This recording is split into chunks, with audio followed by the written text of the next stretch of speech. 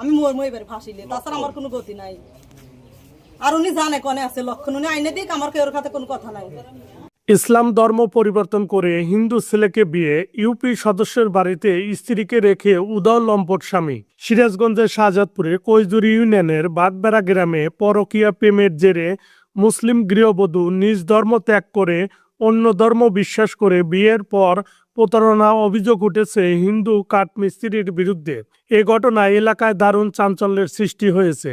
জানা যায় বাগবেড়া গ্রামের দীনবন্ধু পুত্রধরের পুত্র কাঠমিস্ত্রির 2 সন্তানের জনক লক্ষণ সূত্রধর পার্শ্ববর্তী মল্লিক চানের কন্যা 2 সন্তানের জননী চায়না বেগমের সাথে গত 1 বছর ধরে পরকীয়া প্রেমের সম্পর্ক চালিয়ে আসছিল লক্ষণ সূত্রধর। চায়না স্বামী অর্থনৈতিক দুর্বলতার অভাব অনটনের সুযোগ নিয়ে বিভিন্ন সহযোগিতার নামে লক্ষণ নিজেই মুসলিম হওয়ার আশ্বাসে চায়নাকে বিয়ের ফাঁদে ফেলে। স্বামীর পরকীয়া ও দিনের পর দিন অবহেলা বুঝতে পেরে লক্ষণ সূত্রধরের স্ত্রী গত 8-9 মাস আগে হার্ট অ্যাটাকে মারা যায়। এর পরই চায়নাকে বিয়ে করার জন্য মরিয়া হয়ে ওঠে সনাতন ধর্মাবলম্বী লক্ষণ। এক পর্যায়ে স্বামীর সংসার ও কন্যা সন্তানকে ফেলে রেখে লক্ষণের হাত ধরে উধাও হয় চায়না বেগম। লক্ষণের মুসলিম হওয়া তো দূরের কথা, উল্টো চায়না বেগমকে হিন্দু ধর্ম গ্রহণ করিয়ে হিন্দু মতে বিবাহ করেন লক্ষণ সেন। স্থানীয়দের চাপ ও ভয়ের লক্ষণের বাবা দীনবন্ধু সূত্রধর আদালতের মাধ্যমে পুত্র সন্তানকে ত্যায্য করে দেন, কিন্তু হঠাৎ প্রতারণার আশ্রয় নেন লক্ষণ সূত্রধর। গত 28শে মার্চ রাতে স্থানীয় ইউপি সদস্য শুকুর আলীর বাড়িতে চায়না বেগম ওরফে বৃষ্টিকে রেখে নিরুদ্দেশ হয় প্রতারক লক্ষণ। বিষয়টি নিয়ে এলাকায় চাঞ্চল্যকর পরিস্থিতি ও চরম উত্তেজনা সৃষ্টি হয়েছে। Amirul Islam, digital, Shahzadpur news. লক্ষণের সাথে লক্ষণ আমাকে নিয়ে গেছিল, আমরা দুইজন ধরেন সম্পর্ক ছিল। তারপরে আমাকে নিয়ে গেছে, আমি গেছি, তাকে ভালোবাসি, সেও আমাকে ভালোবাসে। গেছি, যাওয়ার পরে আমাদের কারোর সাথে যোগাযোগ নাই। শুকুর নিম্বার নিজেই ফোন দিছি, দিয়ে তার সাথে আমাদের যোগাযোগ হয়ে যায়। তারপর আমি কাগজ, আইডি কার্ড এগুলো আমি কিচ্ছু নিয়ে যাইনি, আমি শুধু শূন্য হাতে গেছি।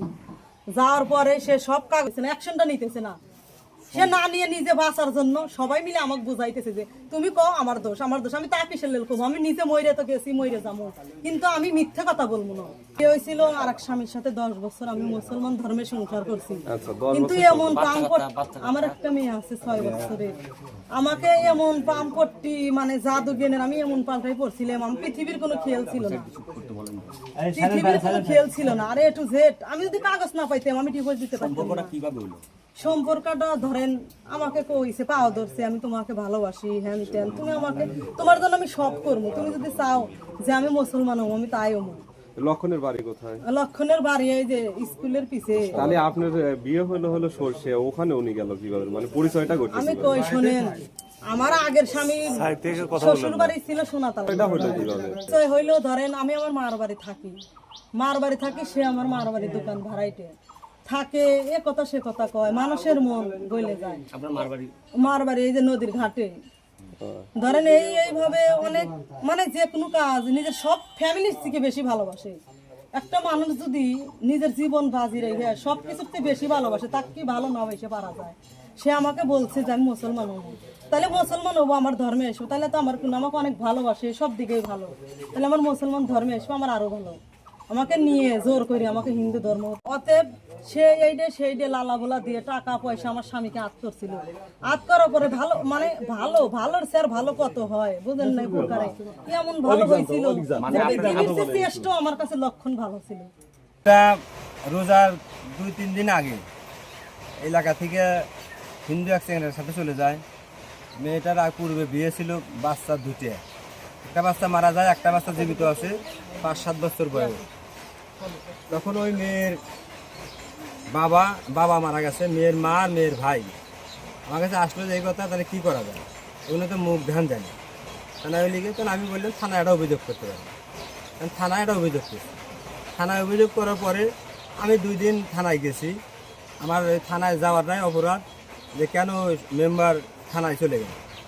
থানায় যাওয়ার পরে আমি SI মুমতাজ সাহেবকে বললাম যে বিষয়টা একটু দেখেন, যেহেতু আমাদের গ্রামেরই ভোটার সব, মেয়েটাও আমার গ্রামের ভোটার, ছেলেটাও আমার গ্রামের ভোটার, জিনিসটা দেখেন, পরে বললো যে আচ্ছা আমি দেখতেছি।